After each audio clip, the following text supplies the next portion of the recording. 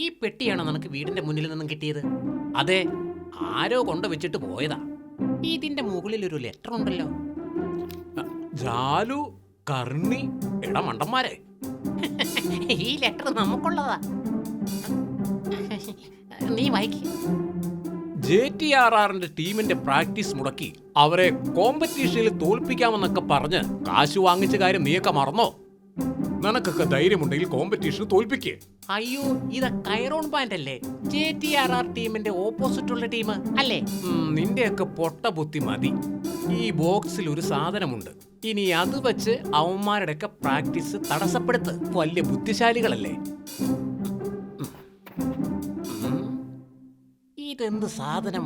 ഒരു പിടിയും കിട്ടുന്നില്ലല്ലോ. നോക്ക്, ഇതിലൊരു യൂസേഴ്സ് ഗൈഡ് ഉണ്ട്. നോക്കാം. ബോസ്, ആ സ്റ്റിക്ക് എടുത്ത് വെക്ക്. എവിടെ എടുത്തു വെക്കാൻ? ആ ഭിത്തിക്ക് നേരെ എടുത്ത് വെക്ക് ബോസ്.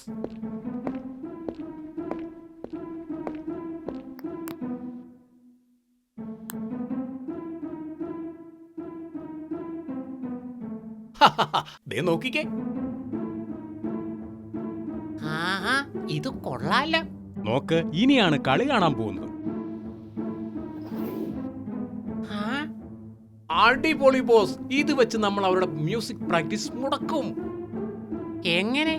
അവന്മാരുടെ മ്യൂസിക്കൽ ഇൻസ്ട്രുമെന്റ്സ് നമ്മൾ ഇങ്ങനെ ഓടിക്കും. വേണ്ടി വന്ന അവന്മാരെയും. ഓ, പക്ഷെ ഒരു പ്രശ്നമുണ്ട്.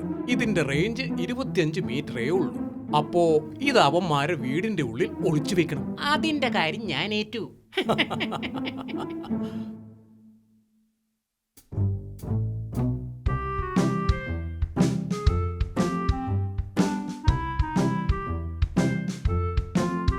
സോ ഗൈസ്, നമുക്ക് തുടങ്ങാം. ഓക്കേ.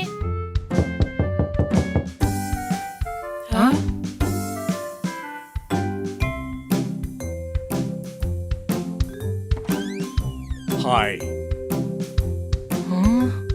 ഞാൻ നിങ്ങളുടെ പ്രാക്ടീസ് കാണാൻ വേണ്ടി വന്നതാ. മ്യൂസിക് ആസ്വദിച്ച് ബ്രേക്ക്ഫാസ്റ്റ് ആകാമെന്ന് വെച്ചു. ഞങ്ങളുടെ പ്രാക്ടീസ് ഒരു ഡിസ്റ്റർബൻസ് അല്ലേ? അതൊക്കെ മുമ്പേ. ഇപ്പോൾ നിങ്ങൾ എന്റെ ഫ്രണ്ട്സ് അല്ലേ? ഓക്കേ ദെൻ, തുടങ്ങാം.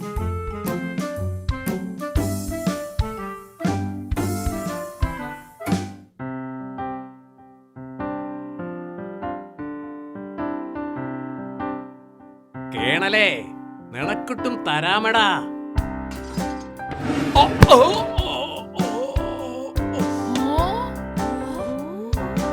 ആരാടാ ചേറ് തള്ളി മറിച്ചത്? ആരാണെന്ന്? ഞങ്ങളല്ല uncle. I am so sorry colonel.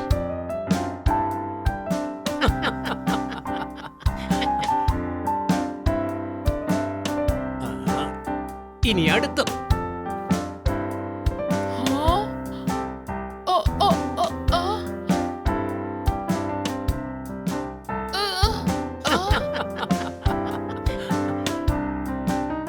ഇനി ആ കേണലിനൊരു സമ്മാനം കൊടുക്കാം.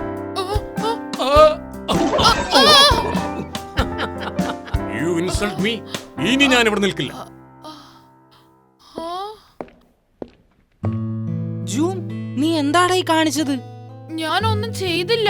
സത്യം, ഗിറ്റാറിനെ വലിച്ചോണ്ട് പോയതാ. നിങ്ങൾ കണ്ടില്ലേ? കേണലങ്കൾ നല്ല ദേഷ്യത്തിലാണ് പോയത്. എനിക്ക് തോന്നിയത് ജൂം ഇത് അറിഞ്ഞോണ്ട് ചെയ്തതല്ലാന്നാണ്. ഫ്രണ്ട്സ്, നമുക്ക് ഒന്നുകൂടി നോക്കാം. ഒരുമിച്ചൊന്ന് വായിച്ചു നോക്കിയാലോ?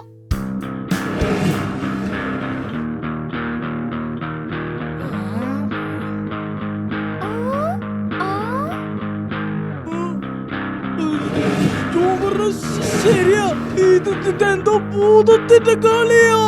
അമ്മേ,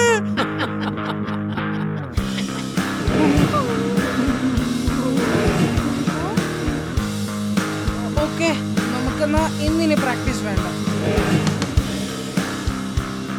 ബോസ്, അവരുടെ പ്രാക്ടീസ് മുടങ്ങി. ഇനി എന്നും മുടങ്ങും. നോക്കിക്കോ.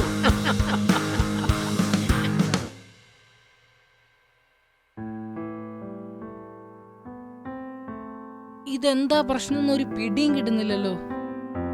ഇതൊരു ഭൂതത്തിന്റെ പണിയാ, എനിക്ക് ഉറപ്പാ. നോ, അതൊന്നുമല്ല. അല്ലേ റാം? എന്തായാലും നമ്മുടെ പ്രാക്ടീസ് മുടങ്ങി. ഫ്രണ്ട്സ്, നമുക്കൊന്ന് ഇവിടെ സെർച്ച് ചെയ്താലോ? അതെന്തിനാ? ഇതാരോ കൺട്രോൾ ചെയ്യുന്നത് പോലെയാ എനിക്ക് തോന്നിയത്. ശരിയാ, നമ്മൾ പ്രാക്ടീസ് ചെയ്യാൻ തുടങ്ങുമ്പോഴാണ് ഈ പ്രശ്നം തുടങ്ങുന്നത്. നമുക്ക് സെർച്ച് ചെയ്യാം.